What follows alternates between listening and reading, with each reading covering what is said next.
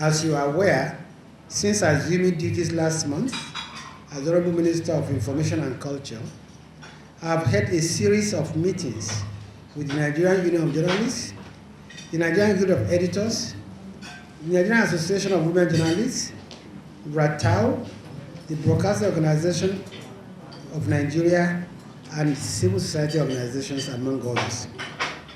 I believe these meetings are very important in charting the way forward in our sector and in ensuring better information flow between government and its people. Now the elections are over and we are facing new challenges. Top on the list of the challenges we face is the issue of security, especially as it relates to the Boko Haram war.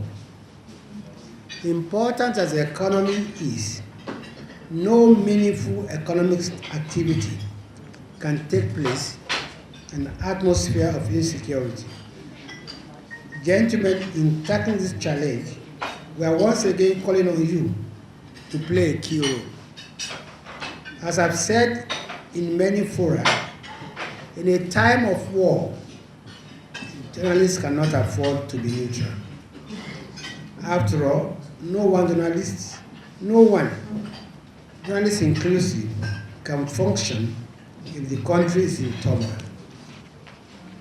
Now, in a few days' time, the deadline issued by President Muhammad Buhari to the military to defeat Boko Haram will expire. Without equivocating, I will repeat what I said that has sparked a firestorm. Our gallant, and I quote again, our gallant military has largely met the deadline. I make this assertion with all sense of responsibility, and they are backed by facts. First, the military has massively degraded the capacity of the terrorists to carry out the kind of spectacular attacks they used to execute in the past, like the attack on the police headquarters or on the UN complex. Also, in just 6 months, this administration, the Boko Haram that was in control of a territory larger than an entire geographical zone in Nigeria has been reduced to a fleeing, bomb-throwing, cowardly and disorganized army. And finally, all Boko Haram can do now is to attack soft targets such as markets, motor parks, mosques, and entertainment centers, killing innocent men, women, and children. Among the areas where Boko Haram has been kicked out is Bama, which was the self-declared headquarters of their caliphate. From there, they collected taxes, dispensed jungle justice, disposed and installed emirs, and hoisted their own flag. Today, the town is firmly in the hands of our troops. How then can anyone say Boko Haram has not been defeated? The armchair critics who dispute these facts from the comfort of their living rooms are free to take a trip to the theater of war to see things for themselves. Perhaps then they will be more circumspect in issuing reckless statements that give nothing but succor to Boko Haram. I've gone to the theater of war to see things for myself. I did not just stop in Maiduguri. I went all the way to Konduga, Kaure, and Bama, which, as I said, was once the headquarters of the Boko Haram Caliphate. The fact that Boko Haram has continued to carry out cowardly attacks on soft targets is not an indication that they still have the capacity. As I've said many times, the attacks will not end with the expiration of the deadline, since insurgencies are not conventional warfares in which the guns could be silenced with an armistice.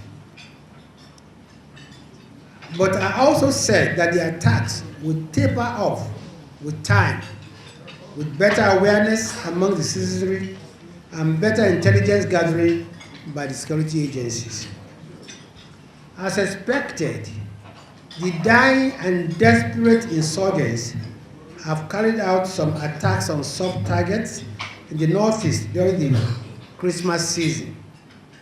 This is cowardly, dastardly, and condemnable. We commiserate with the state governments and the families of those who died or were injured in the attacks, which, as I said earlier, are like the death pangs of a dying horse. These attacks are part of the propaganda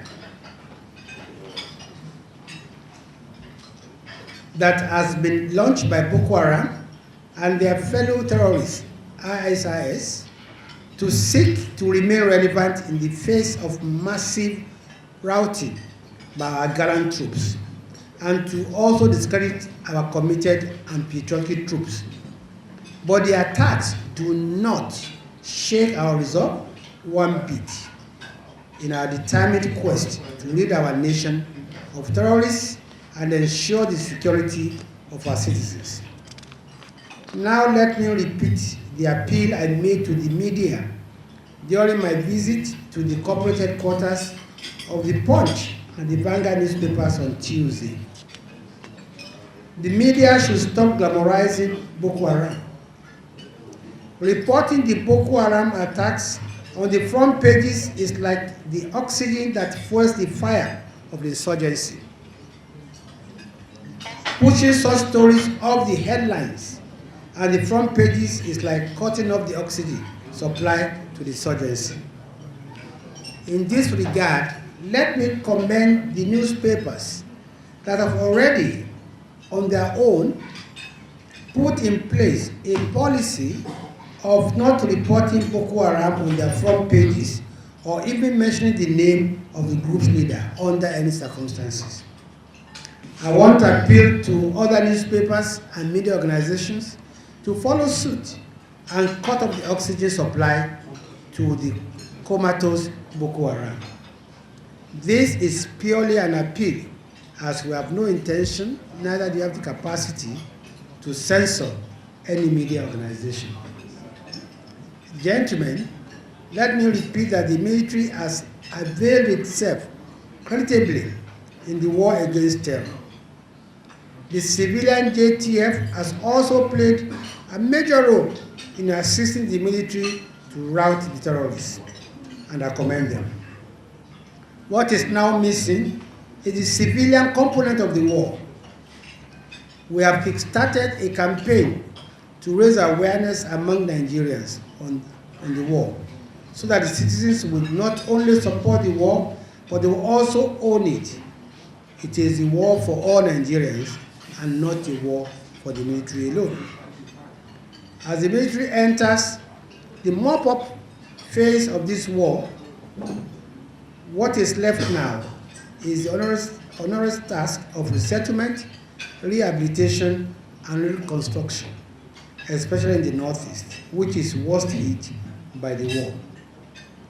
We appeal for support from all Nigerians in this regard, because government alone cannot handle this task. The over 2 million people who are displaced must be rehabilitated and resettled, and their homes and businesses must be rebuilt.